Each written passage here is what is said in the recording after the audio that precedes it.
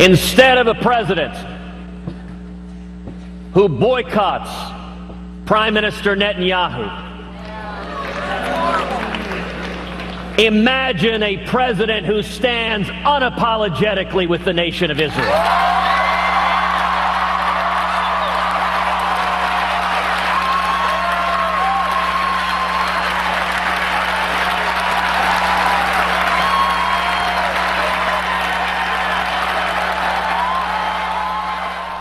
There it is. Now that applause went on for a lot longer than we just showed you, and deservedly so. Ted Cruz announced for president today. He's the first Republican to throw his hat in the ring officially. First anybody to throw their hat in the ring officially. He did it at Liberty University. And he told stories. He talked about religion. He talked about the greatness of America. He used the Imagine theme. And I think very disgustingly, Mediaite put a picture of, you remember John Lennon in bed naked with Yoko Ono? Well, they put the John Lennon part of it, not full body, granted, over Ted Cruz.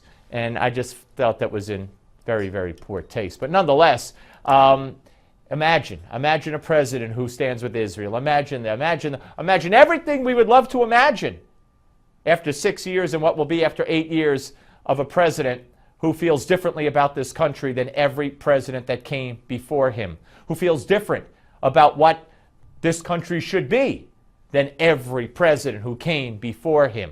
Now, I was asked earlier today by someone, did it bother you that he talked about Jesus and he did it at Liberty University? Said no. I was riveted when Ted Cruz, why should it bother me, for crying out loud?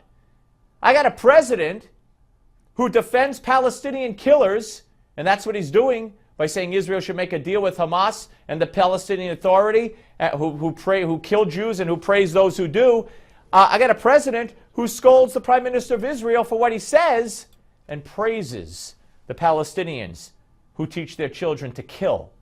Okay? So because Ted Cruz went to Liberty University and talked about Jesus, I'm supposed to feel threatened because I'm a Jew? That's crazy talk in my view.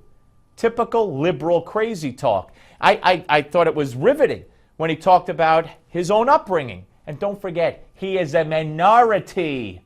A minority. Of course, he's a Republican minority, so in the media, he doesn't count as a minority.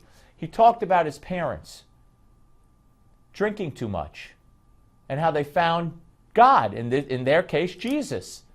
And he said, had they not, he would have been raised by a single mother, and he never would have had the education and the upbringing that he had, and he never would have turned into what he turned into today.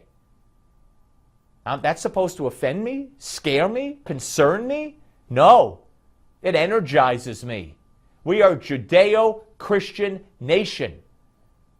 Why should I fear a man whose God is Jesus? And he talks about it.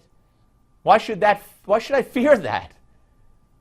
Anyway, so we have Ted Cruz. Reportedly, Rand Paul may be the next one in the hat-tossing competition.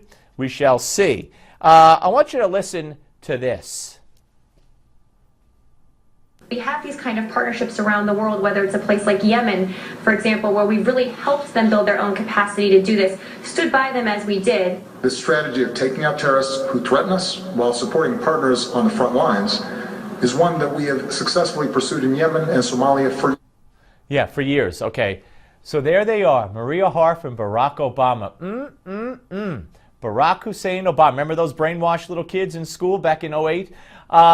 Yeah. Oh, that Yemen strategy is really working out well. You know what we did over the weekend? We ran. We evacuated our special ops forces from Yemen because our foreign policy has worked out so well in Yemen, as it has all over the Middle East. Ladies and gentlemen, we're going to speak to Dr. Michael Ledeen right after this segment. And he has said that this is no accident. And how could this be an accident? Look at the entire Middle East.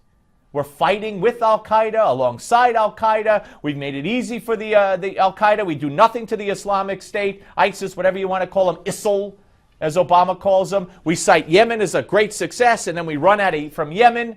We cleared Libya so that the terrorists could take over Libya. You think this is by accident?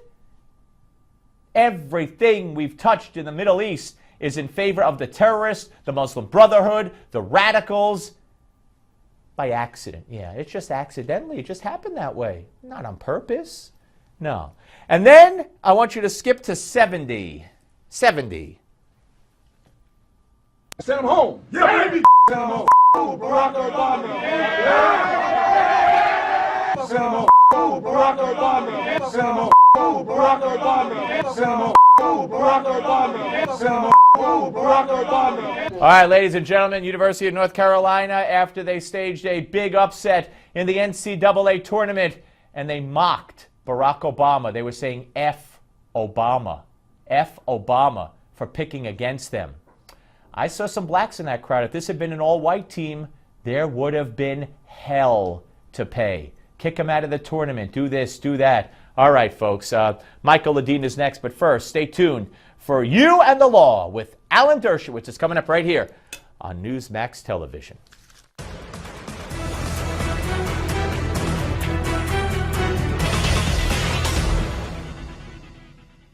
Did you ever say anything to someone in private that you didn't want other people to hear? A nasty comment about your boss, maybe a sexist joke? Of course you did. Admit it.